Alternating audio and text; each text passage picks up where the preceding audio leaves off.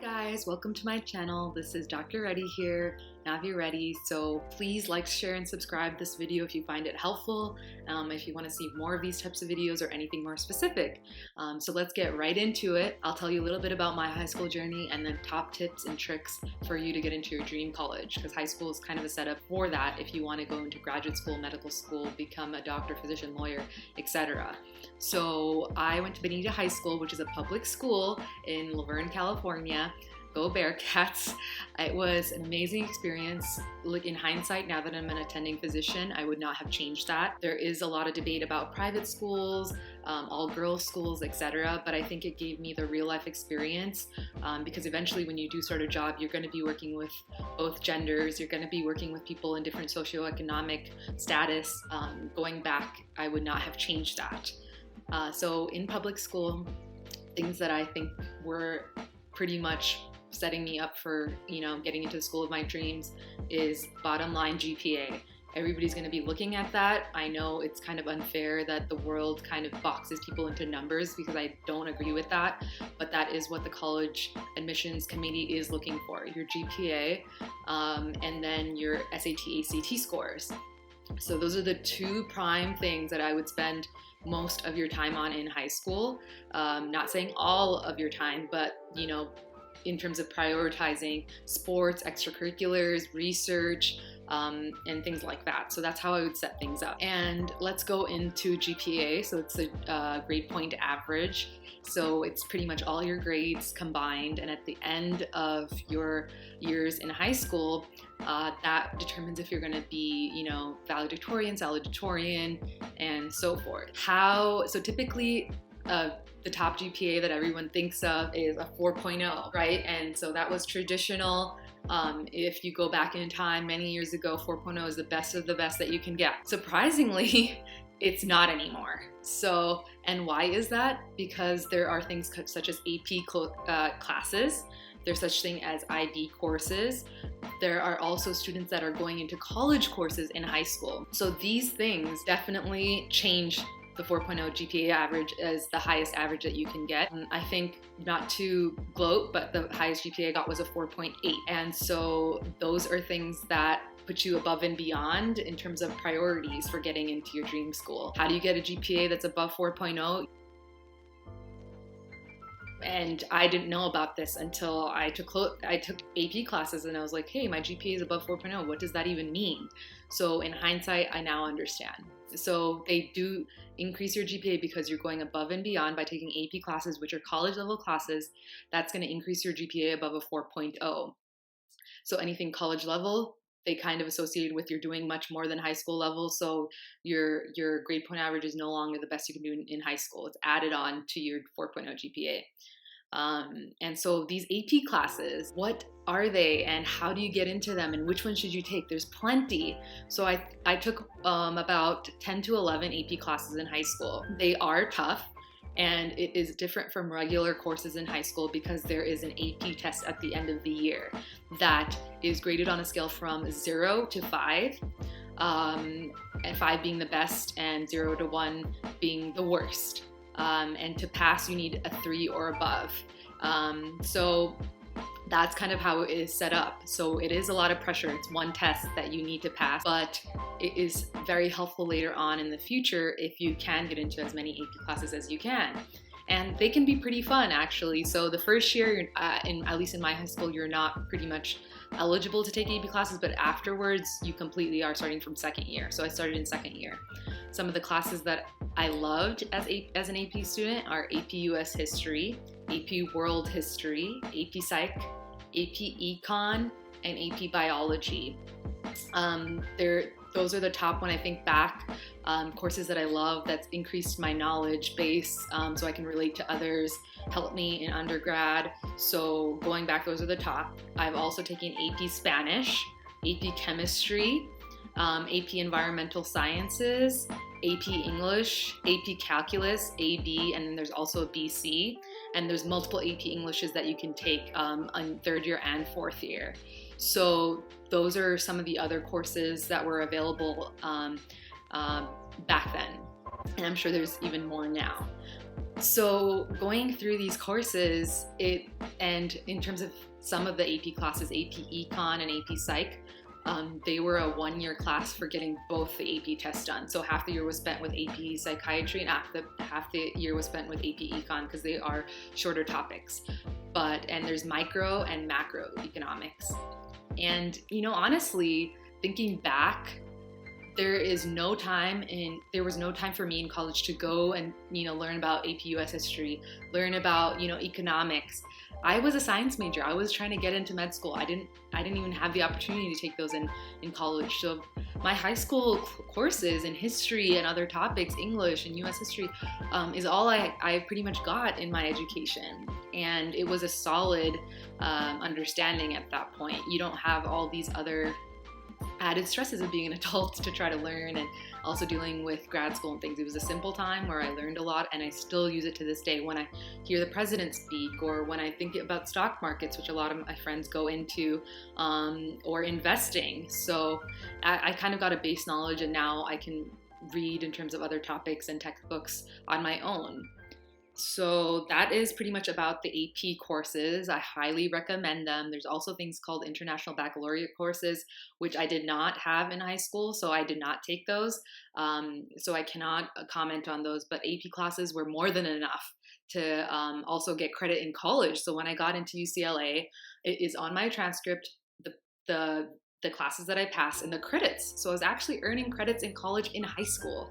So, and then I didn't have to take some of the courses in college, like an international language or another language like Spanish, because I had already passed in high school. So that is kind of my spiel on AP classes and getting your GPA where it needs to be. It's okay, honestly, if you do, get a C or F in a class. It does happen. I've definitely gotten a C or a B here and there, depending on the course and depending on my interest in it. It was very far in between, but it does happen. It's not the end of the world. So at that time, you got your grade. Try to work on it in the next quarter semester. Use these AP classes to kind of cushion it. In terms of those bad grades early on, and do your best at the end of the day. So no pressure. Take it as, an interest. If you want to learn about history, take the AP course. If you don't want to, then take another AP course on science. It's kind of up to you. Nobody's forcing you to do these courses. Things that I wish I did differently. So those are the things that I am happy that I did. Things that I wish I did differently are taking more of the lifestyle courses, such as the homemaking class. So kind of teaching you how to cook, how to take care of, your bills. Also, the other class that I wish I took was the automotive class, because I feel like when something happens with my car, I completely have to trust the automotive people in terms of the amount that I need to pay, the timing, and what they're doing, and I have no clue. So I feel like if I had a little bit of a base, it would have been a great, thing for the future in terms of real life applications and real life skills that I feel like we have to kind of learn on our own later on in life, and that are really not taught to us by a teacher. So I would take advantage of those classes, even though they're not traditional. So next topic, we talked about courses. I would like to talk about the counselor situation. So I think in anything in life, in all stages, grad school, undergrad, high school, I found great counselors, because how else do I find this information? My parents didn't go to school in America. They're not doctors, so I don't know what it takes to get in. And so the only people that, kind of helped me in terms of academics were counselors. I had a great counselor in high school. He would tell me about, these are the courses that you need to take to, think about medicine and get into your dream colleges, and talk about goals. Is your goal to get into a community college? Is your goal to get into a UC college? Is your goal to get into an Ivy League? And kind of help you develop a plan, and in the most informative and, trustworthy way. So I definitely would recommend getting a counselor, going to see the counselor provided by your school as early as possible, and talking about goals in your life. They can also be helpful in terms of extracurricular activities and telling you what's available in the community for you to help with, different awards and different scholarships, different essays that you can write, and kind of use your skills in a different manner than just going to high school, taking courses, and kind of this daily routine and nothing special. So going back to the top two, so I said GPA and SATs, ACTs. So my story is a little bit different about SATs, ACTs. I didn't really know about SATs before going into high school. As hard as it is to believe, I did not have siblings before me. I didn't know anything about tests, and my parents didn't know anything about these placement exams. So I walked in on a random day, I believe, in high school. I was in my Spanish class, and my teacher was like, "Hey, today's a PSAT day." That's how I took my PSATs. In hindsight, when I went to college and later and beyond, I was told that people prepare, months to years about their PSATs, and it does set you up for different type of scholarships. That wasn't my journey, and I didn't prepare, and I didn't do the best, but that's just the way it was. I took it with a grain of salt. I said, hey, this is the PSAT, this is the SAT, introduce me to the SAT and what I need to do to improve. So know that you have to take these tests. At least you'll be far better off than me when you get into high school. And then in terms of preparing, I'm the type of person that needs guidance and somebody to tell me, this is how you answer these questions. This is how the test is. I'm not an independent studier. So figure out what is best for you. I did take Princeton courses and elite courses for SATs, and they were so helpful for me. I would do them again. Just to help me introduce what is this test about? What are the topics? What are the basics? But I mean, if you already know that from your family members, friends, then maybe you can just study on your own. There's so many online courses and things that you can do on your own. But that's the route I took, and I did pretty well on my SATs. I got above a 2000 in that score level. It is different today. So know about them and take courses if you need it as soon as possible, maybe starting your second year of high school or third year of high school in the summers.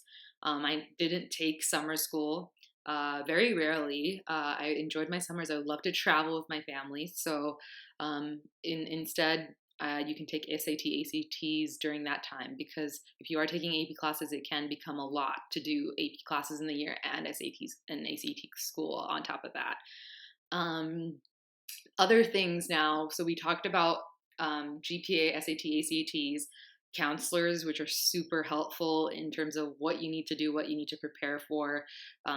Just as a friend, go to them and say, this is what I'm thinking, what do you think about it? And develop a relationship with them. They're there to help you. And other things that I would say that come after this, but are super important, that have turned out to be super important in my life: sports. So my high school did not have too many academic clubs, such as debate or decathlons and things like that. We didn't have that in my school. Mostly students were interested in sports. So a lot of the funding, a lot of the support came to sports in my school. So that's how I decided to join. Everybody pretty much was in a sport. I was like, let's go ahead. My best friends were in sports. So I wasn't a really sporty person before high school, but I became one during high school. What did I decide to do? Swimming. So it is a little bit of a different sport, especially for an Indian female, but I loved it. It's something that did get me in the zone, so I would do swimming in some seasons. I tried water polo for a year, and it didn't turn out to be for me. It was very aggressive. I had to file my nails on the side of the pool because they didn't allow sharp nails, because people are allowed to grab you underwater and push you down and things like that. So I didn't like that physical contact, and it was physically demanding. I remember we had to carry chairs, plastic chairs, and float across the pool just using our our lower body strength and treading. And I would do all of these activities after school. So my school would end at 2:30. I would be in swim practice until 4:30 or 5 every day, swimming for the full 2 hours, 2.5 hours.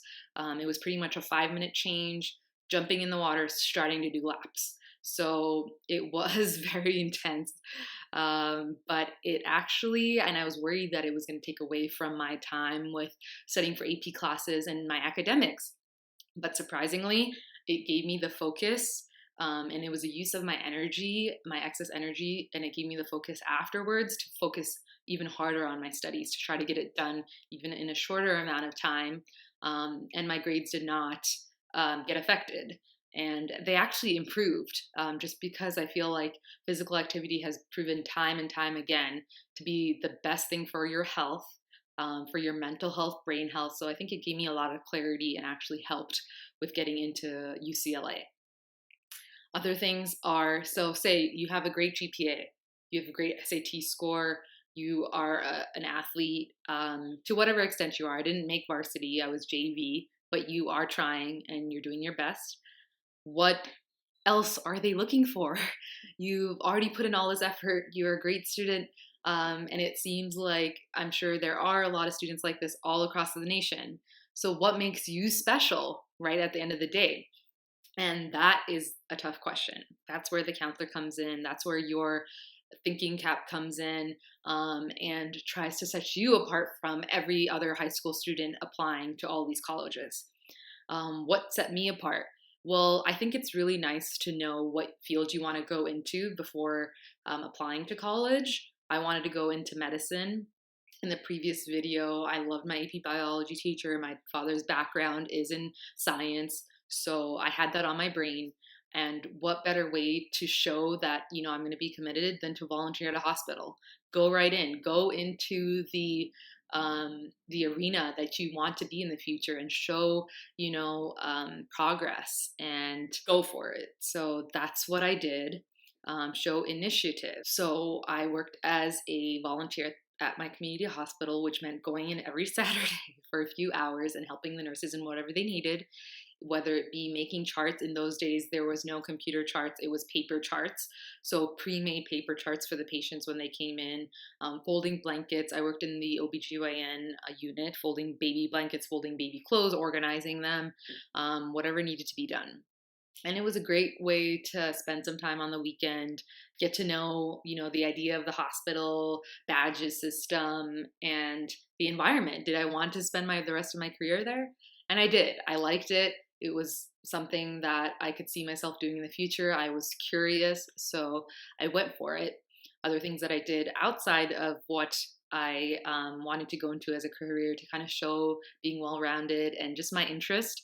I was a volunteer at the LA County Fair. I actually got a position there as a student volunteer, but it was from the business aspect. So they divided all the students into some were in charge of the food, some were in charge of the exhibits, some were in charge of ticketing. So it kind of showed what went into creating this community business pretty much at the end of the day, and quality assurance, quality checking, what could be improved. So that was a great experience for me. And that's what I remember when I went to high school. Every day, every year when the fair comes around, I remember my time as a volunteer there. And we had a parade day. It was a great experience. So that kind of set me a little bit apart. And again, the volunteering experience, I would volunteer at the library, I'd volunteer to tutor. And at the end of the day, I did get a community award for my volunteering works. And there was a whole parade and camera and all that, but that I couldn't even make because I was already an undergrad.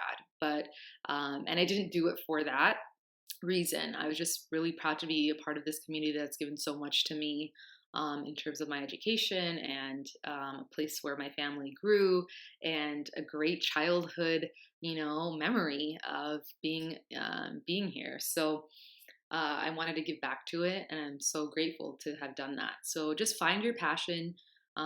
If it's law, for example, I would go into a courtroom and see how you can help.